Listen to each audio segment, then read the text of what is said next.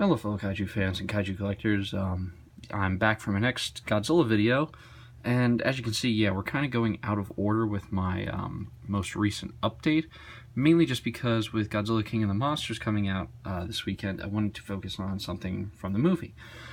So this is obviously the Godzilla Battle Pack with King Ghidorah. Now they did release 3 battle packs for the movie.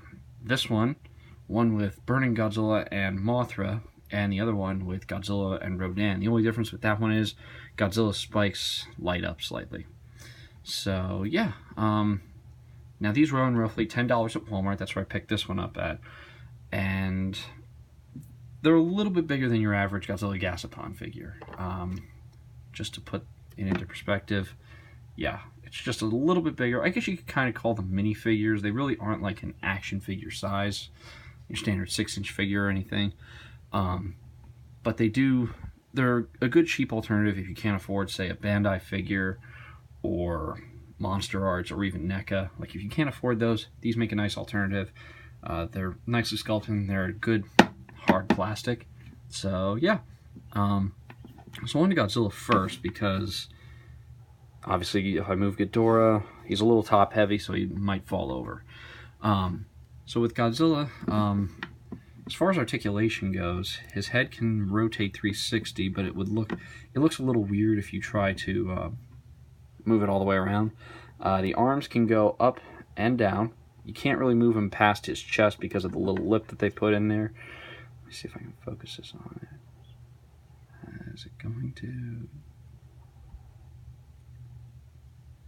It's probably not going to focus, but yeah, if you can see that little lip right there on his shoulder, that's kind of what prohibits it from moving back and forth 360. Same thing with the legs. They can kind of move up, but then as you get to a certain point, they just can't move anymore. So yeah, the tail also rotates in two places, I mean. Here and here. So yeah, you've got a nice bit of tail movement, more so than the standard Bandai figures. And as far as detail goes, I mean, it's a minifigure, so it's not really going to be like super intricate, high grade, or anything like that. It's just going to be a little toy for kids to play with. But they did do a nice job molding Godzilla's spines. Look nice all the way around. And I don't know what the paint accents are on the front here necessarily, because if you look at like the NECA figure, it's pretty much solid all the way through, but that's also the 2014 Godzilla. The tail looks nice.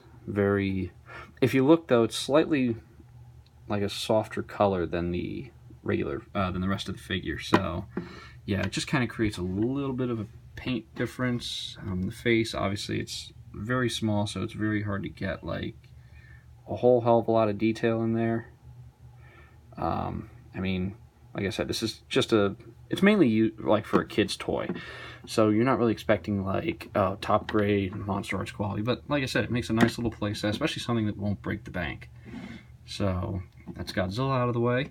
Now on to Ghidorah. Let me get Godzilla a good point out of the way, because obviously this is what's going to happen. Ghidorah's going to fall over.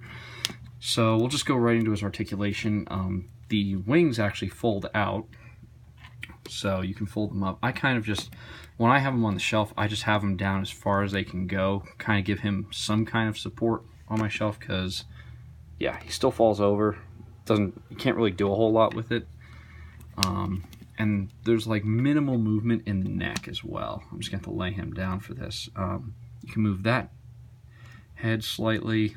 The middle head just moves back and forth, and the third head kind of just does the same thing. It's also because of the way that it's positioned as well. So they're mainly just meant to be in these positions like they are.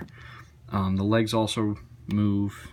There's an issue with my neck though, of my Ghidorah, that this head always wants to come right off. So I don't really know a way to remedy it, that it won't impede the articulation, but the legs can move and the tails can also rotate.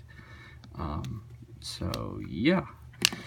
So as far as detail goes, same thing with Godzilla. They aren't really meant to be like super fancy Monster Arts quality toys. They're just supposed to be something for little kids to play with that, like I said, won't break the bank. and you can have a good time with. So there's not really, like I said, there's really not much to talk about except for the fact that Ghidorah obviously doesn't like to stand, which it's a little bit of a downside because it's like I try to sit him here and he just will not stay. Okay, I've got him like that, so he's just gonna have to stay like that. But what kind of brought back to me, like what this kind of reminded me of, was the Yutaka playset from 1991 with Godzilla and Ghidorah. They were very much like this same kind of hard plastic, like these cool little mini toys.